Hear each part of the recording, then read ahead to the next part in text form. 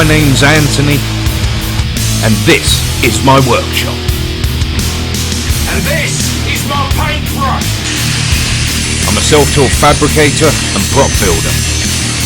Over 10 years I've built a variety of things, from movies and comic books, anime and manga, even to video games. This is my hobby, my passion, and my life. Come join me. This is MadWizard Weapons.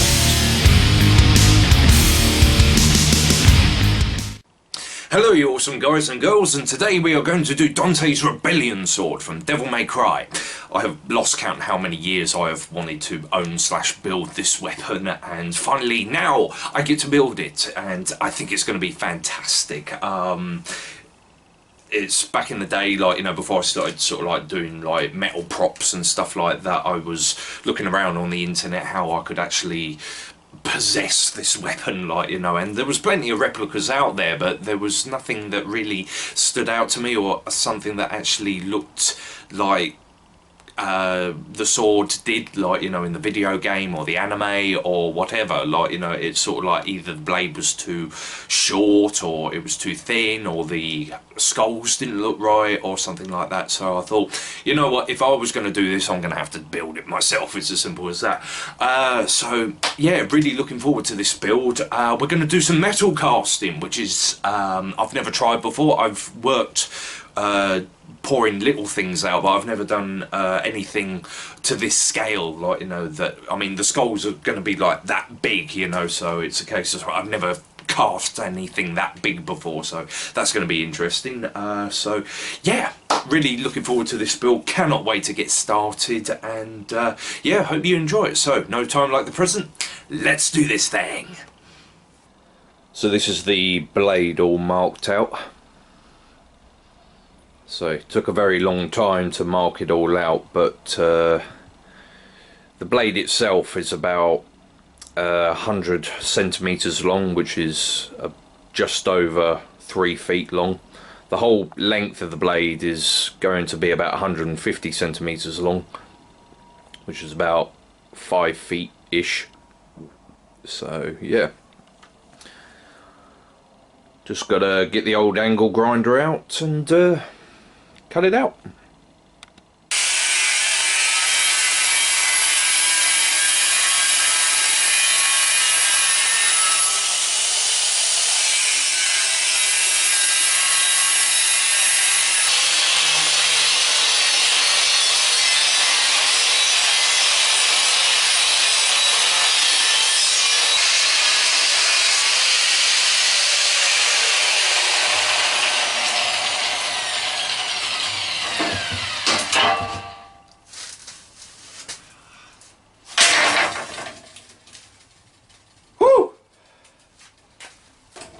There's a big sword.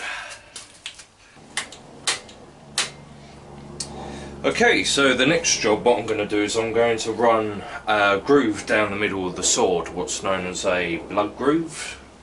So a lot of eagle eye viewers would be saying, wait a minute, the Rebellion sword doesn't have a blood groove, why are you putting a groove in there? Well, the main reason that I'm putting a groove in it is because of the chamfer of the blade. Because this is a different type of steel to normal sword making steel, I can't put as much of a chamfer on it as I would like to. So what I need to do is to try and make it look like it has that chamfer, so it's more of an optical illusion to give it the depth or look of having a much more deeper chamfer than what it actually has. So yeah, so I'm gonna put that in. Yeah.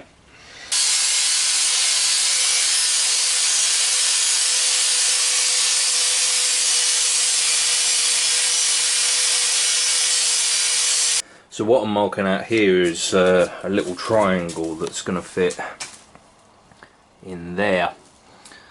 So this is a sort of raised bit, and then there's another little sort of triangular raised bit here, and then the ribs will go here, skull, bones, handle, that sort of thing there.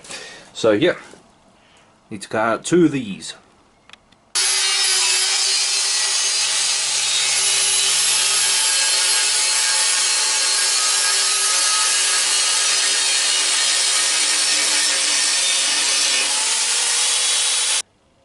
So the triangle piece is cut out now, so I've just marked them up. I say you can see a lot better on this side, the blood groove that I put in there.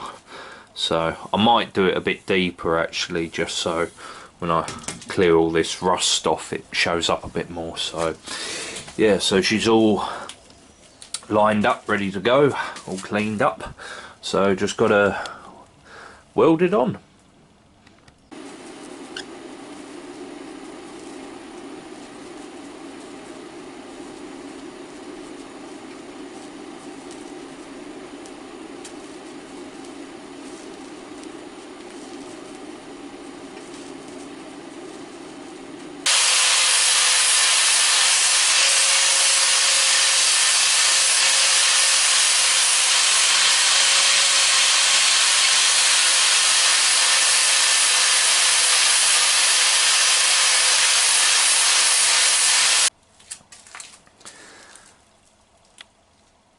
So that gives you the basic idea of what it looks like. I mean, if you're wondering why the arse end of this is so big, it's basically because I've got to do the rib cage and I've got to put the skull on there, and then there's the bones that go out this side and the handle. I have to fabricate the parts first in order so that I know where to cut, so it's just easier just to keep it as a blank, and then once I fabricate the pieces that I need to go on there, then I can sort of draw around and then cut it all out without making a mistake. So yeah, she's looking pretty good so far. Can't even get her all in frame, so I need to get all of this off at some point, but yeah, time for the next process.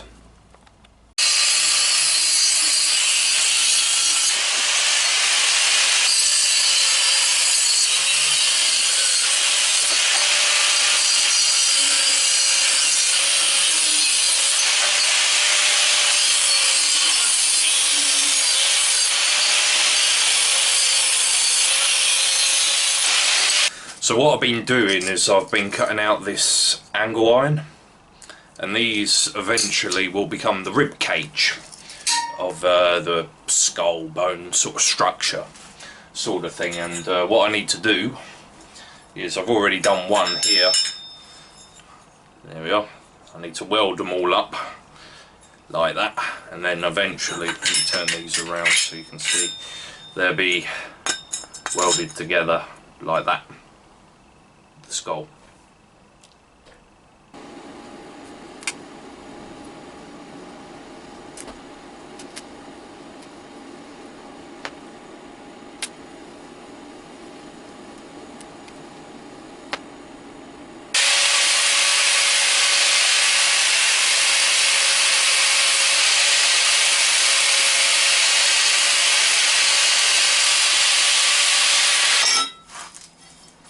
Ta-da! Looking good, looking good. Got to do a bit more clean up and everything on it, and I've got to shape these bits to a more sort of ribby shape, but yeah, one down, one to go. So this is going to be my skull, or the skull I should say.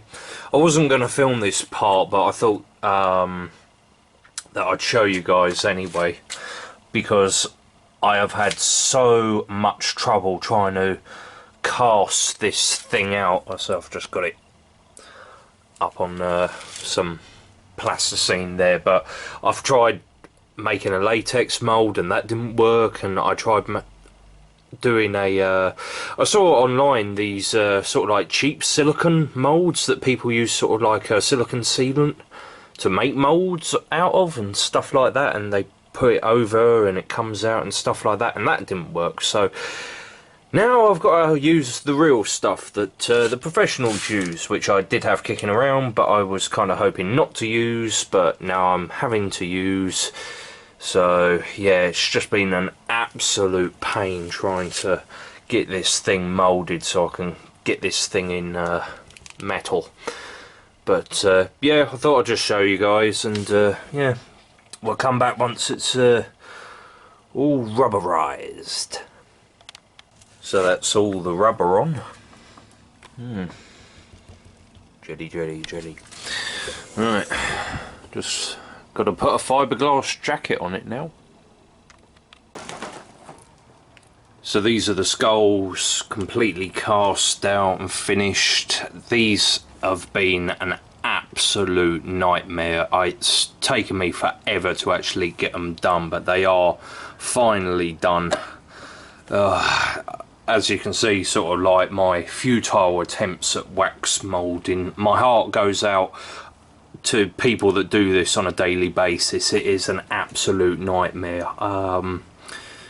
As I say, like, you know, I've got quite a lot of patience, but you know, this really pushed me to my limit. Also, if you're wondering why the horns look a bit weird, it's because I've got the air vents on the back.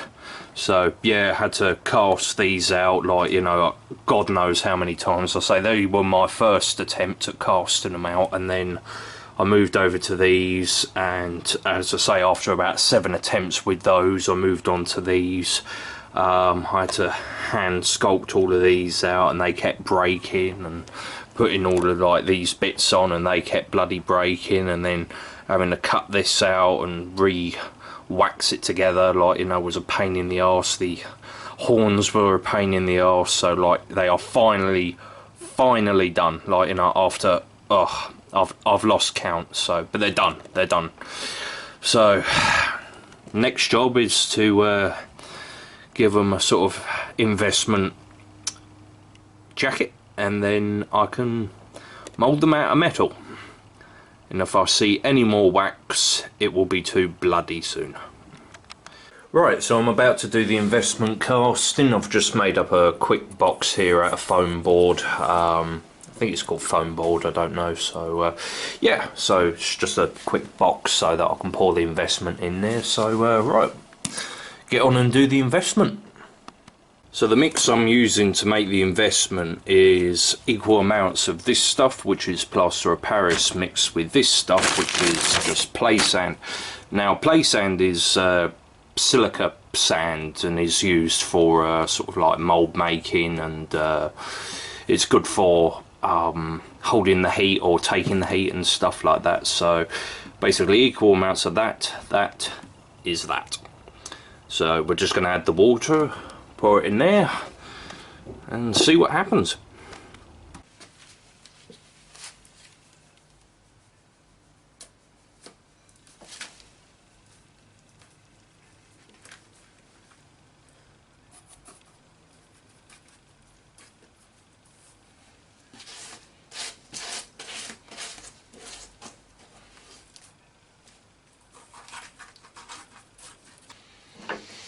Right, gonna have to mix up a little more.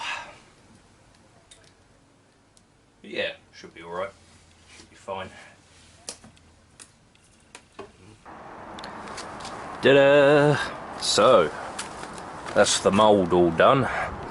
Now what I've got to do is melt the wax out on gas mark something.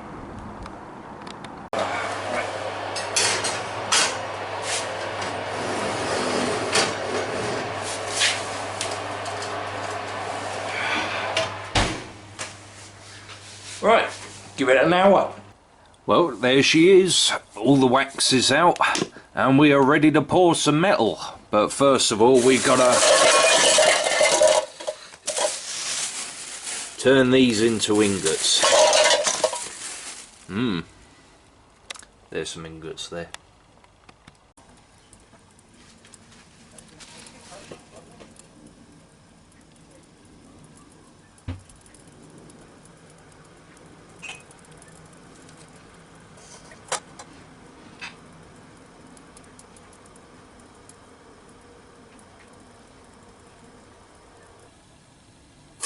Don't you just hate it when you're drinking out of your vintage pewter mug and you sit it down for just 1 second and then all of a sudden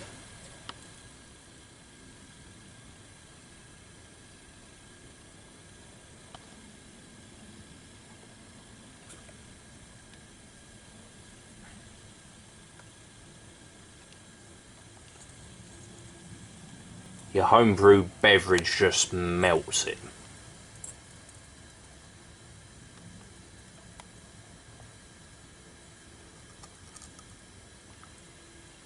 Kind of like the scene in Terminator 2, isn't it?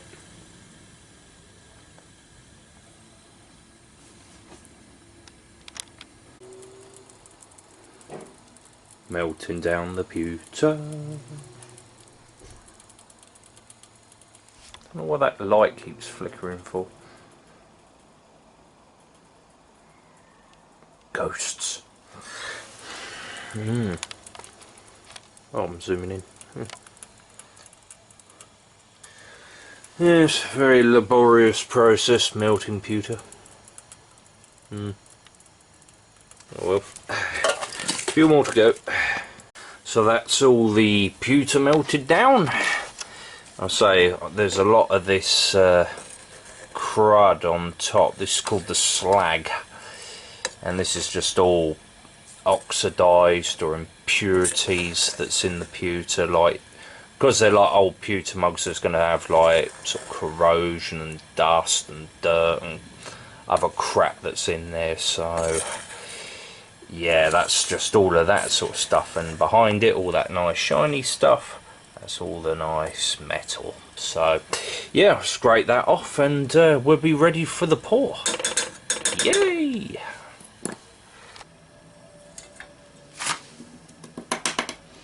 That's all the slag removed. So now it's time for the pour. So this is where it either goes really, really wrong or really, really right. Oh, this is heavy. This is heavy. Should probably turn that off first. There we go. Alright, here we go.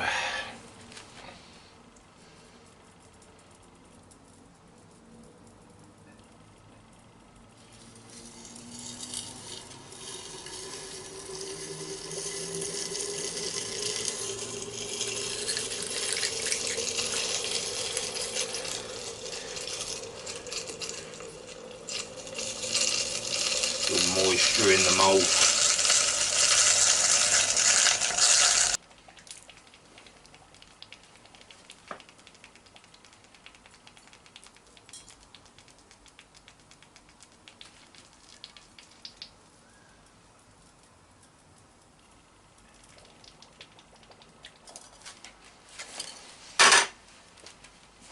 Ugh. Right, so that is the result of what happens when there's still water inside the mould. I thought I got it all out, obviously not, so pretty sure that's roasting hot, but we'll see what happens when it comes out. So this is the failed attempt at me trying to cast this bad boy out. Even though it doesn't look visually appealing on the outside, it might have actually worked on the inside. I'm not actually too sure, but whether it's worked or not, I mean, I'm more than eager to find out what's inside. So yeah, let's crack it open, see what we got.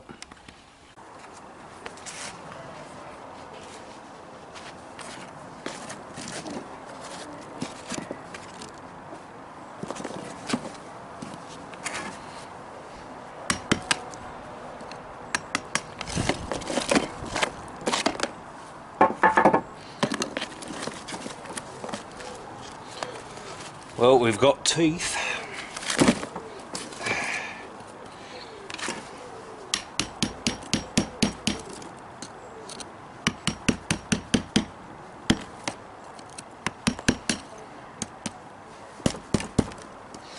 Just got to keep chipping away.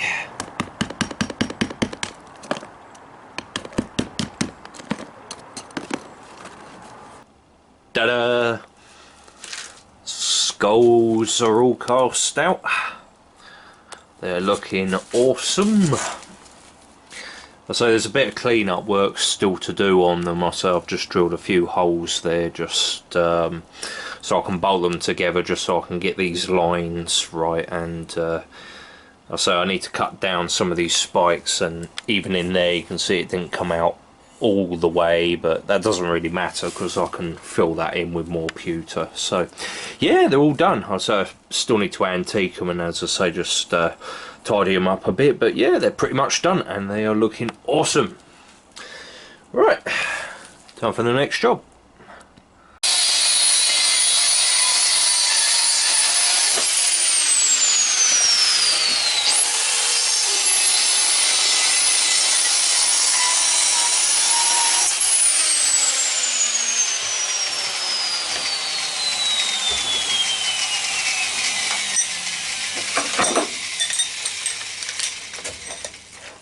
These are going to be my handle.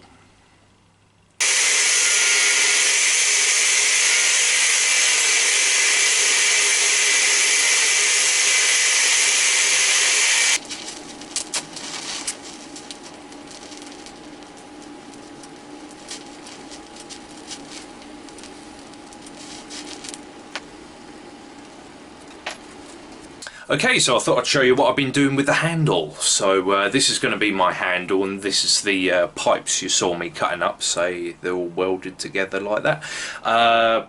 In the depictions that I saw, it was in a sort of like hexagon pattern, the handle and stuff like that, so I couldn't find any sort of thick hexagon bar that I could use, so I thought what I'll do is I'll just cut the bars to length and then weld them all together in order to make the handle. So what I've also done is that, if you can see there, I've cut a slot down two of the pipes so that I can fit the tang in there as well. So I've got the tang here, so that'll eventually, oh wait, wrong way, that'll go in there like that, sort of. Still needs a bit of fiddling, but it does go in there, sort of thing. But yeah, so that's going to be the handle. So the next job is I'm going to get on and make the pommel. So what I'm going to make the pommel out of is this big screw here, so that'll eventually be welded onto the ends there. And on the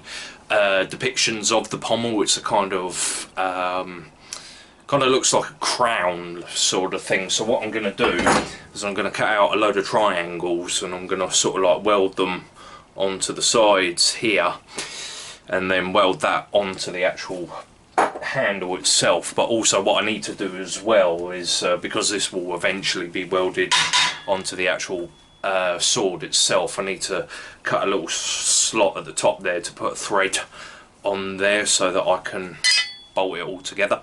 So yeah, so I just need to tidy this up, clean all the welds off, clean this up a bit more, and yeah, should be good.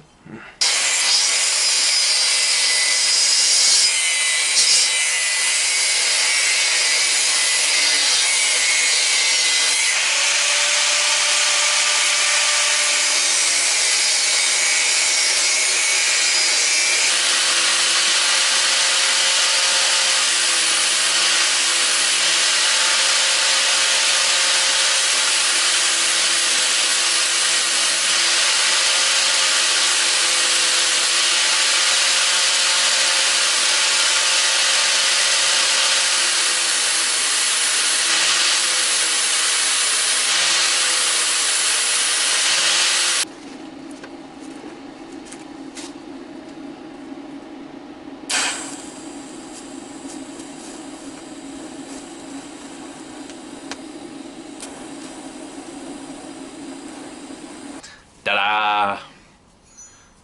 One pommel. Right, got to attach it to the handle, which is right there, like that.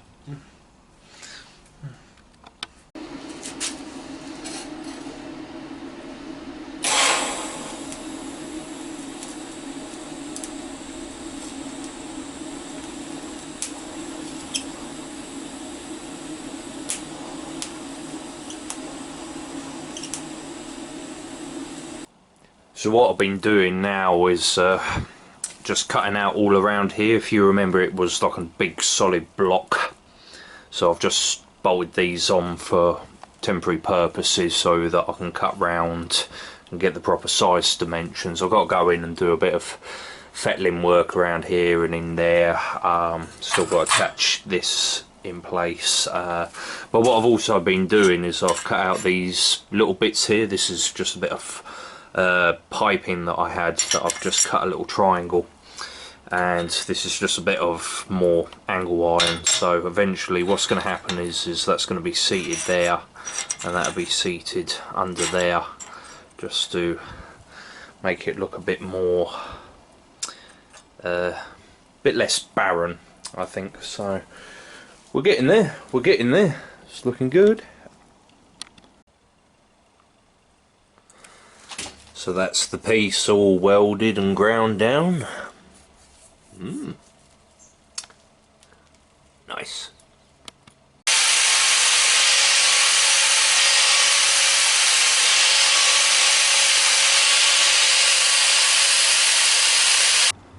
So that's all the grinding done for the rib cage. It's looking awesome. So still a bit more cleanup needs to be done, like, you know, I've done a rough grind here and here, like, you know, but I've still got to go in and get all of these little bits and that, and I've done a rough grind around here so it's not so rough. So right, next job what I've got to do is I've got to add some metal work to here to hide this bolt here. I won't be able to hide that one, but c'est la vie, there you go. So I've got to just cut out some sort of square things to go like here, here and here. Yeah, and then we can get on with the cross guards. Yes, at last. So there's the cap, all welded on, ground down, and looking awesome. Okay, so what I've been doing is I've been having a play around to see sort of like the best sort of design for the cross guards, like the bone cross guards and everything. And originally I was going to use this, which is just a lot of sort of triangles welded together, but it just didn't work. It just didn't look right. It just looked too big. It looked like it wasn't supposed to be there. So I've been having a play around, and I've come up with this design, which is sort of hexagon there, and it sort of tapers in the middle there. So yeah, this is what we're going to use instead. So what I need to do now is I've just done a dummy one for now, you know, just to see if it works and everything, and it works fine. It looks fantastic. So what I need to do now is I need to cut out another one of these, and then obviously do like the weld on the caps, which will be done at a later point, and then I need to sort of like weld a bar through there, like a threaded bar, so that it can screw on to the actual sword itself. And yeah, once that's all done, then we can get on with the sharpening. Yes, interesting. So yeah, here we go.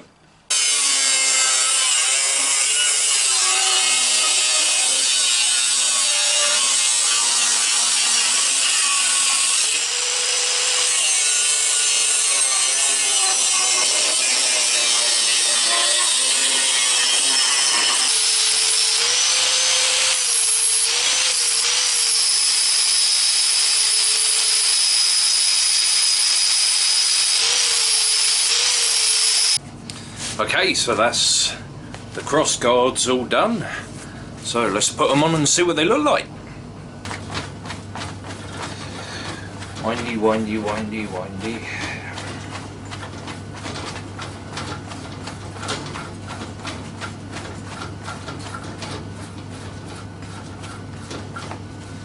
Go.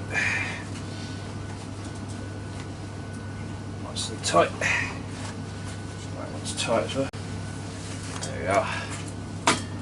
Wow, look at that. How cool is that? Yeah. Oh, fantastic. Right, just gotta go around, do a few bits of clean up, and then we'll be ready for the sharpening. Yes!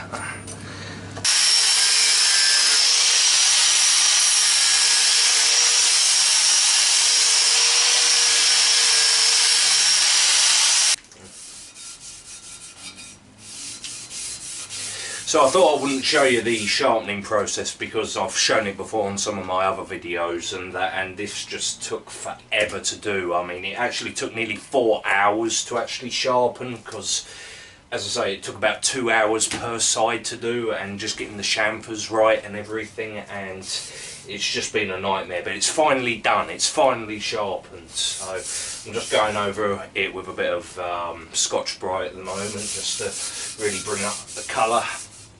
And yeah, we'll be near finished. Like, you know, we've just got to do a bit of aging to the metal to make it look a bit more antique, and just a bit to the pommel and that, and yeah, we'll be nearly done. Yes! Wow. Okay, so we're finally on the home stretch. I'll say aging, fantastic. I've decided to age this, I mean, just to give it a bit more of an antique sort of feel. As I say, the depictions, I mean, I see on the internet and through the video game and stuff like that, I mean, they do vary at times. Like, you know, some have a really high polished chrome look, and some have a sort of like an antique sort of finish, which is sort of, I kind of like the antique sort of look sort of thing. I mean, I like things to be dirty and look like they've been used and had a life and stuff like that sort of thing. So what I'm going to do is I'm going to heat up the blade and then use a bit of WD-40 afterwards to give it that sort of like matte antique sort of metal look. But obviously I can't do that with the pewter because it's got a lower melting point than steel, and so I've been having a look online and stuff like that, and I found that you can actually age, or patina as it's normally called, pewter by using this stuff. Yes, this is Breaking Bad crystal meth. No, it's not actually, it's copper sulfate crystals. So what you do with copper sulfate, it normally comes in crystal form like this, and what you do is you dissolve it in water, like 1 teaspoon of water to sort of like a drinking glass full of hot water. So I've got to go and fill up the kettle in a minute, and yeah, I'm just going to brush it on and see what happens. I say the video that I saw where I say he dunked it in like a whole vat of sort of copper sulfate and everything, and then after about 10 minutes it went to a sort of like really sort of black dark colour, like, you know, which is obviously a bit too far. That's not what I want, like, you know. So I'm hoping that maybe sort of like just by using like a brush or something, just brushing it on and then just doing layer after layer after layer or something like that, or leaving it on there for a little while, it will it'll darken up. So yes, here comes the experiment. Okay, so the patient is on the operating table now. I've just taken it off for now, just so that I can get in there a bit better with the paintbrush and everything, and also when I'm doing the using the propane torch and the WD-40, I'll say it won't affect this in any way, shape or form. So I've just mixed up some copper sulfate here, like, you know, so I've got a teaspoon of copper sulfate in with this amount of warm water. I say it's not really an exact science. So, and this is a very old dirty paintbrush, which reminds me I need to get some more paintbrushes. Okay, so basically the idea is we're going to put the copper sulfate onto this, and hopefully, fingers crossed, it shall patina it. So yeah, here we go.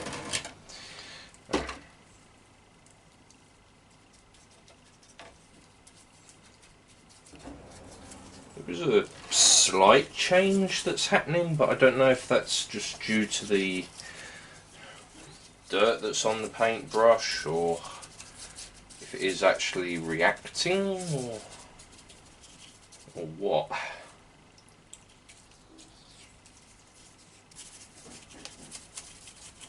Oh yeah, it's definitely doing something now. Definitely doing something now.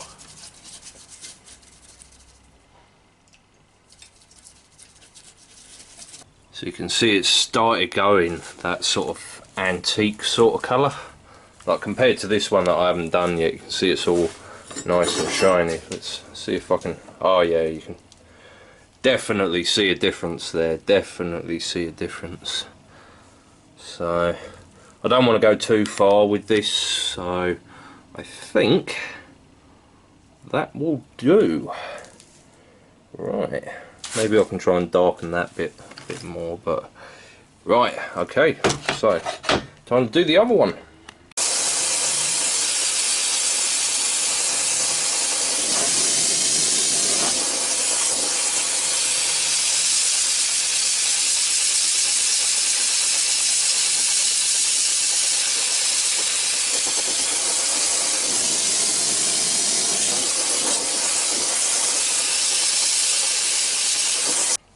So here she is, all done. Oh, wow. Just wow. I mean, words cannot describe how awesome I think this thing is. It's just, it's amazing. Like, you know, this is up there with probably some of the best things I've ever built. Like, you know, I mean, I never thought when I first started this build that it would turn out as fantastic as it has. It is just absolutely brilliant. Oh, I've just waited so long to actually build this, and now I've actually got it. It's just it is like a dream come true, you know, sort of thing. So as I say, looks are secondary to performance, so we need to go and test out this bad boy. So you know what that means. Cue the music.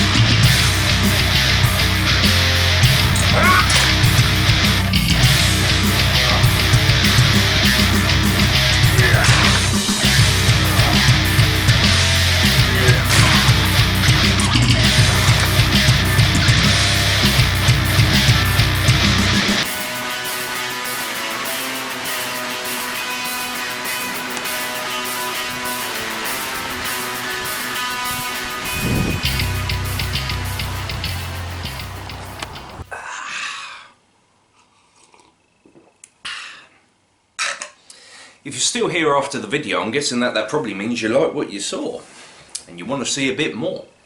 If you did like the video, give us a big thumbs up down at the bottom of the screen there and subscribe so you never miss an episode. I'd also like to apologise for the lateness of this video coming out. As you can probably imagine, these weapons take a very, very long time to do, and I don't often get the opportunity to work on them as much as I would possibly like to. However, that being said, I've got some very big plans for this channel and many, many build videos to come. So, as the old saying goes, good things come to those who wait. However, like me, if you're the impatient type, you might want to head on over to the MadWizard Weapons Facebook page where you can see sneak peeks and previews on things I'm building next. Links are in the description below.